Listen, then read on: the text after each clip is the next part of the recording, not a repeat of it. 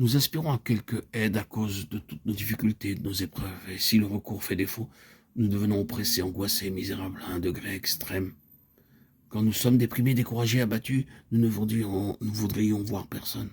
Et si nos connaissances viennent à nous, nous ne désirons nullement leur parler.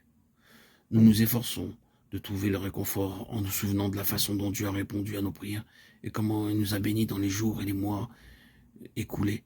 Nous nous rappelons la bonté et la miséricorde de Dieu dans le passé et nous aimerions revivre ces jours.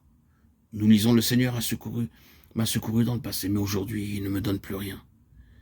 Le Seigneur rejettera-t-il pour toujours et me montrera-t-il plus sa faveur?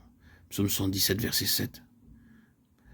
C'est l'étape suivante. Après avoir crié, après s'être plaint et avoir murmuré, nous commençons donc à dire « Je ne pense pas que Dieu répondra à mes prières ».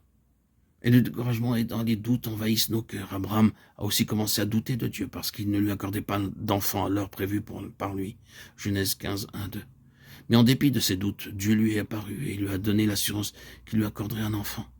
Et Abraham dit « Seigneur, j'ai attendu l'accomplissement de ta promesse pendant ces 10 dernières années et tu ne m'as pas encore répondu. Je ne pense pas que tu aies l'intention de tenir ta promesse à présent. Je compte devoir donner mes biens à Eliezer. » C'est ainsi que nous parlons parfois à Dieu. Le psalmiste s'exprimait ainsi, car il avait attendu longtemps et il n'y avait pas d'espoir. Plus loin, il dit, au verset 8 du psaume 117, « Sa bonté a-t-elle cessé pour toujours? Sa parole a-t-elle pris fin de génération en génération ?» Il s'efforça de se rappeler les faits des années écoulées lorsqu'il priait, lui et d'autres encore, et que Dieu répondait rapidement aux prières en accomplissant des œuvres puissantes dans les vies d'autres gens. Et je pense à toute ton œuvre et je méditerai tes actes, verset 12. Mais tout cela ne lui procurait pas le réconfort dont il avait besoin. Ainsi, dans les périodes de détresse, d'épreuves et de troubles, nous pleurons, nous murmurons et nous plaignons. Nous pensons aux bénédictions d'autrefois et à tout ce qui s'est passé alors. Mais toutes ces réflexions ne donnent pas du réconfort. Oh Dieu, ta voix est dans le lieu saint où y a-t-il un Dieu grand comme Dieu?